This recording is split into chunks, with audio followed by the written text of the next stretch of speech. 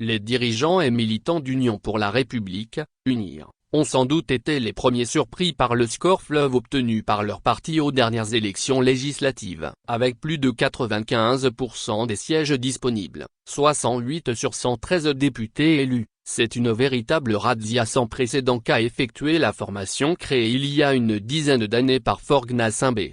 Face à cette bérésina politique, la sempiternelle petite musique de processus irréguliers et de fraude massive est une nouvelle fois de sortie, pour masquer la paresse intellectuelle et l'incurie politique d'acteurs, jamais confondus à faire une analyse lucide de leurs échecs répétitifs et incapables de remise en cause et d'introspection.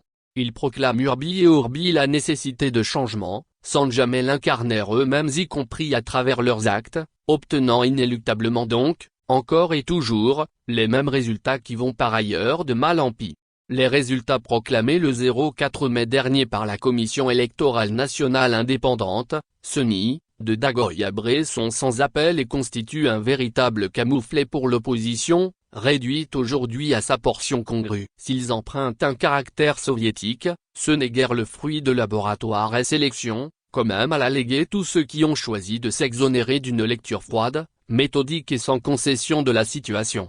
C'est davantage la faute aux adversaires ainsi qu'aux contempteurs du pouvoir, qui n'ont toujours pas compris qu'une élection est une bataille qui se prépare et se livre sans merci. Encore moins qu'elle ne se gagne certainement et uniquement pas le jour du scrutin. La réussite étant au bout de l'effort, comme l'enseigne la sagesse populaire, gagner une élection emporte un travail de fourmi et de longue haleine. Il commence par une occupation systématique et une présence méthodique sur le terrain, auquel ne peut s'opposer que vainement un petit tour en période de campagne, à bord d'un petit car podium crasseux, armé d'un mégaphone toussant quelques envolées lyriques et protestataires, devant un parterre de cousins, de neveux, de curieux et d'oisifs harangués.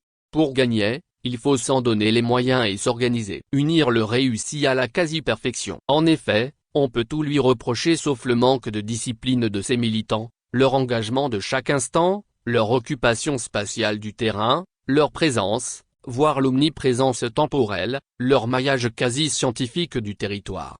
Pendant ce temps, les leaders de l'opposition peinent à mobiliser leurs électeurs à aller s'inscrire sur les listes électorales et encore plus à aller voter. Ils sont tout focus sur le Grand Lomé comme si le Togo s'arrêtait aux portes d'Agoenive. À preuve, les principales figures de l'Alliance nationale pour le changement, la principale formation de l'opposition, s'y sont présentées et 3 des 5 ont été élus dans la déferlante bleue. Jean-Pierre Fabre, Dodji Apevon, Brigitte Ajamabo-Johnson y sont élus.